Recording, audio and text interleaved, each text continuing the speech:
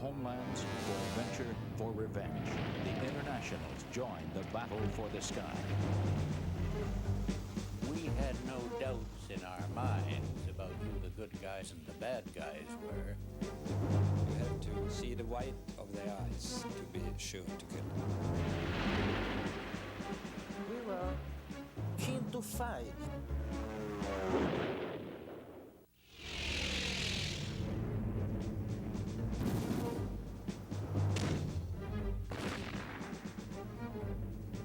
Spring 1940.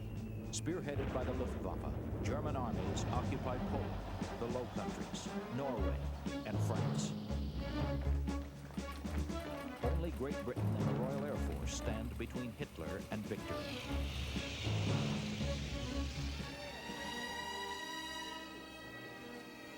The captive nations reel under the weight of a German occupation.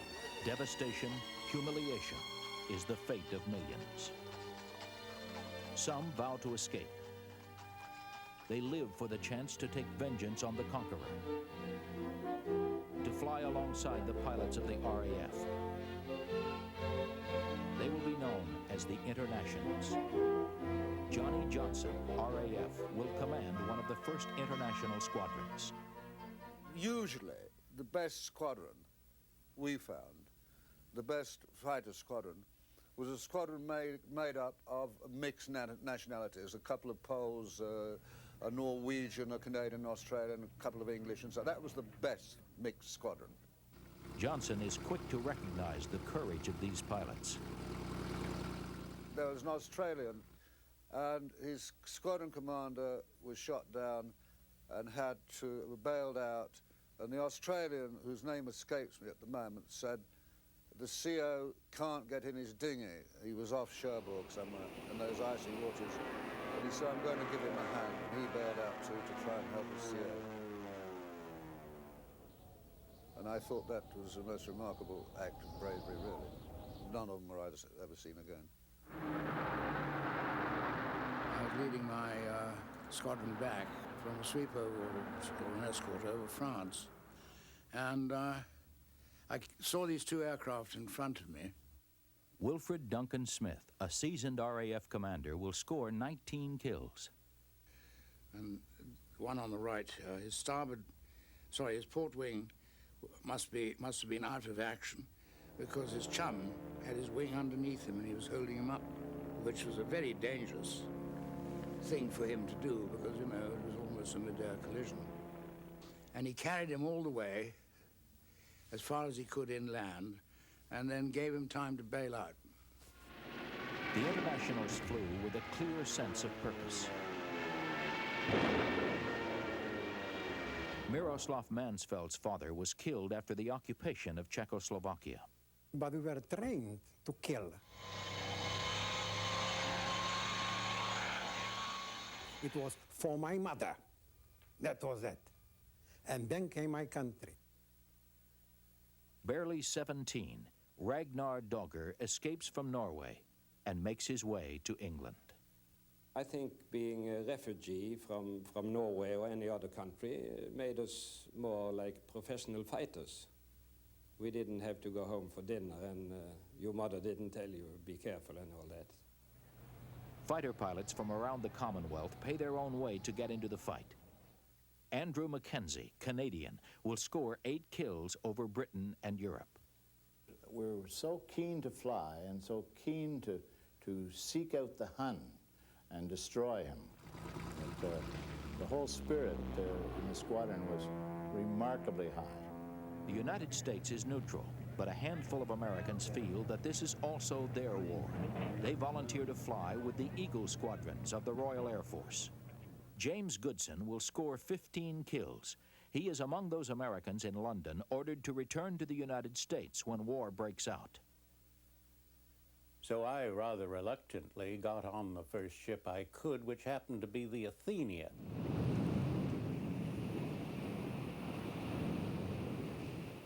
A few hours after war was declared, it was torpedoed, and I found myself in the Atlantic.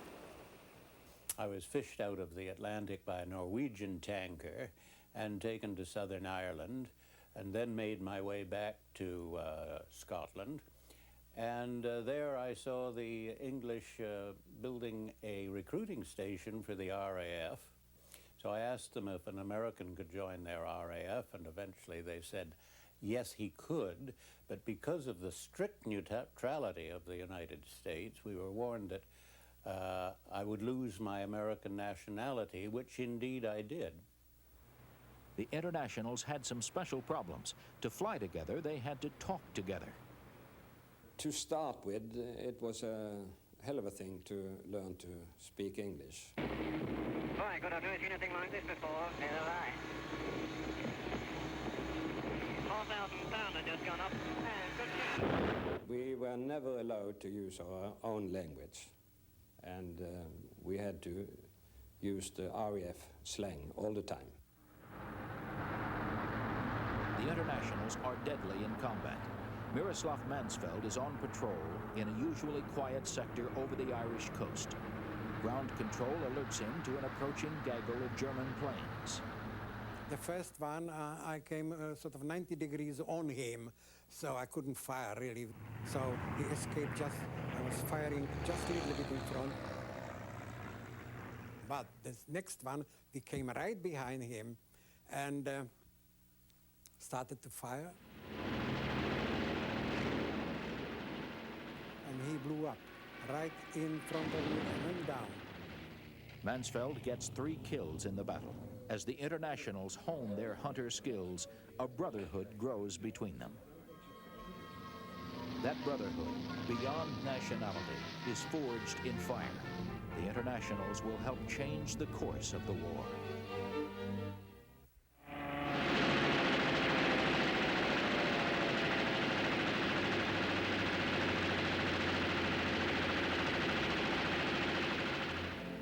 Putting their lives on the line for a common cause, the internationals and the pilots of the RAF develop mutual respect and admiration.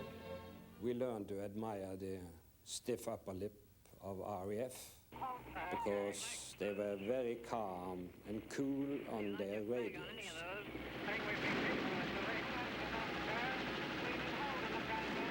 And we picked that up. So even if you were badly shot up or scared to death, you sort of took 30 seconds and then you yourself came on the radio very calm and like an RAF pilot. I was told when I went to take over the Canadian wing in the beginning of 1943, and they were based at Kennedy, that they were wild men and they got drunk and long hair and they wouldn't take kindly to an Englishman and so on. They were ill-disciplined, never shaved, nothing. They were a marvellous bunch of people. They were first class. Peter Brothers begins flying at age 15. He's a seasoned fighter pilot when the Battle of Britain begins. So I had the very good fortune to form an all-Australian Spitfire squadron. They were a super bunch of characters, no problems, and they were a splendid bunch of chaps to have. Once we've engaged them, I want you to go straight in home and try to keep together. They were resilient, quick to react, and of course they all had wonderful eyesight. At first, the British are hesitant to use foreign volunteers in combat. Desperate for pilots, the RAF activates Polish Squadron 303. Their performance ends all doubts. Of course, the Poles were in 1940, were very bitter, and they fought with an extreme sort of bitterness and cynicism and that sort of thing, and showed no mercy, and often gave up their own lives when they rammed people and so on. Polish ace Stanislaw Skalski will score 18 kills over Europe and North Africa. I will use some silly expression. I mean, we were sportsmen only. In this sport come one thing each one have to remember, that you're fighting for your life as well. So you're not to kill somebody, but to win. Francis Gabreski flies in the Pacific, but looks toward Europe. As a Polish-American, the exploits of the Polish pilots flying with the RAF give him special pride. reading the papers, I said, Polish squadron, the Polish pilots in the Battle of Britain were shooting down airplanes. And I said, gee, that's Polish. I can speak Polish, I can understand Polish, I can read Polish and so forth. I can find some, if I could find some sort of good way to get into the European theater, I could possibly get some good and valuable training on the hands of the Polish pilots. Gubreski manages to get his transfer to England, where he flies with the fabled Poles. And they were a bunch of little tigers, but they knew the strong points of their aircraft, they knew the weaknesses of their aircraft. And above all, they had respect for all the German pilots. 7 Americans fly in the Battle of Britain. The ranks of the American Eagle squadrons begin to swell, and they undergo a quick baptism of fire. They had a very accelerated training, and I think probably looking back on it, for propaganda reasons and other reasons, they were probably thrown into combat a little too early. Therefore, the 3rd Eagle Squadron, 133, they went off on a mission escorting bombers to Morlaix in France, and none of them came back. And it was a very dramatic scene when I went to Debden and went into the officers' sleeping quarters and went into room after room. They hadn't had time to clean up the personal effects, and here were half-written letters, "Dear Mom, everything's fine," and the toothbrushes and the shaving cream and so on really brought it home, all these empty rooms. In September 1942, the Eagle squadrons become part of the U.S. Army Air Forces. Flying under their own flag means a lot to the Eagles, in pride and in pay. The extra money provides an unexpected advantage. The Englishmen used to go off to the pub and drink beer, and we'd go off with their girlfriends, and they used to make the comment that the trouble with the Americans was that they were overpaid, oversexed, and over here. The American Eagles discover a special use for the Mayday emergency radio channel. And sometimes coming back, I used to switch on to that channel, and instead of hearing what I had expected to hear, I heard these people saying, "Would you please telephone Daphne on Mayfair 3637 and tell her I'll be a little late for our date at the Savoy?" We were always full of fun, full of jokes, full of enthusiasm, and of course it was always the other guy that was going to get shot down, not you.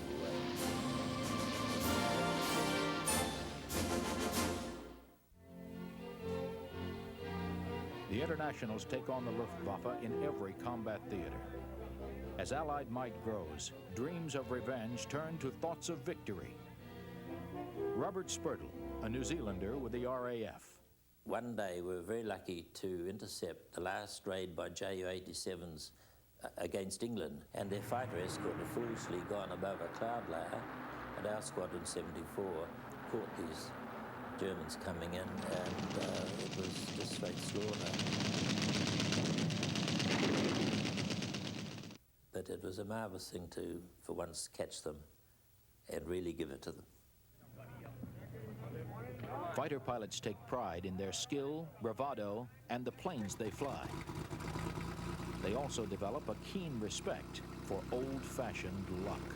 You know, during the war, I always saying, Napoleon used to say, if you want to go on war, you need 3 things. First of all, money.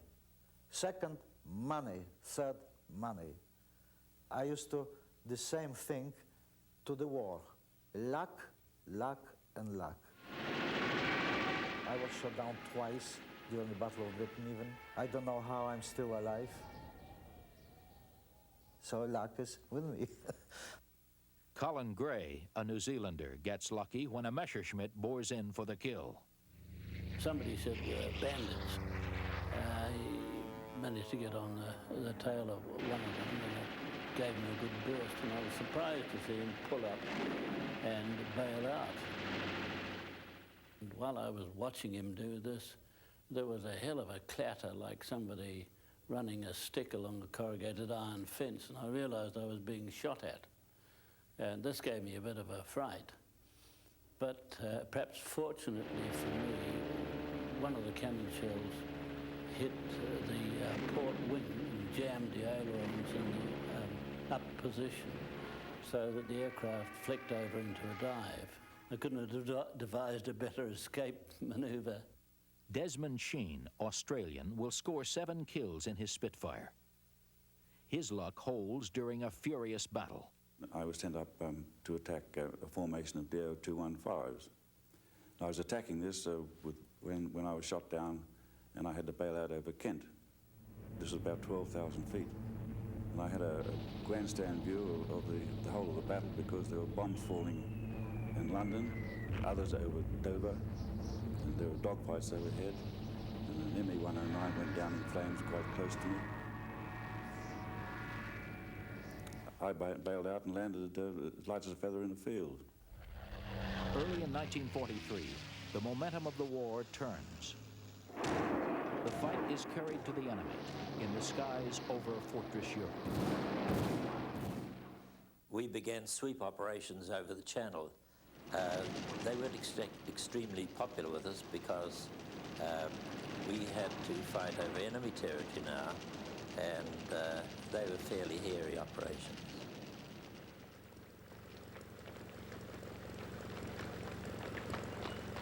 Now on the defensive, German forces are spread thin over Europe, Norway, Russia, the Balkans, Greece, Italy, and North Africa.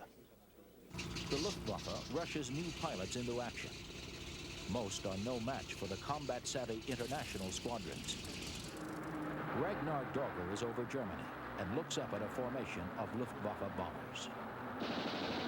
We attacked from below and shot down 12 of them.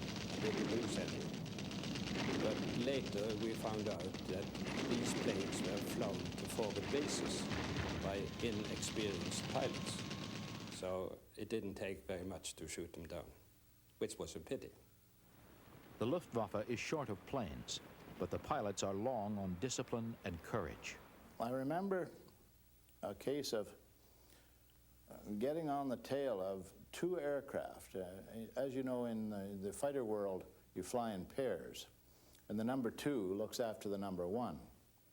And they were so well disciplined that I was lining up my aircraft to shoot down this number 2, and I was only about 50 feet away from him, and he was, instead of breaking off and leaving his number 1 to be shot down, he preferred to die. Beginning in 1943, Allied bombers attack enemy targets around the clock.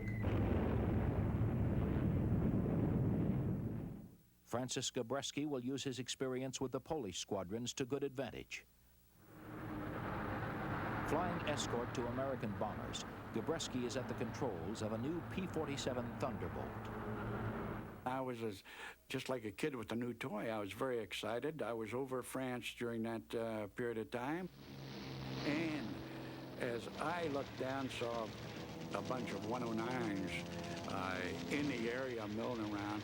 And I was in perfect position then because I was between the sun and the 109. So I came in with altitude to my advantage, and I caught this 109 in a climb, came in from behind, and I didn't slow down. I just went right on by with my 8 guns blazing and practically blew up the airplane. The airplane went over on the side, and he hit the ground. As the war in Europe enters its final phase, air superiority belongs to the Allies. The internationals sense that their flags will rise again in triumph. But more fighter pilots will die before victory is won. I was privileged to fly with some very outstanding, unique, and wonderful people. And a lot of them, of course, didn't survive the war. And after the war, I felt that was very tragic. I went to see their next of kin, and I realized that these boys had no grave, no memorial. They'd just been blown away.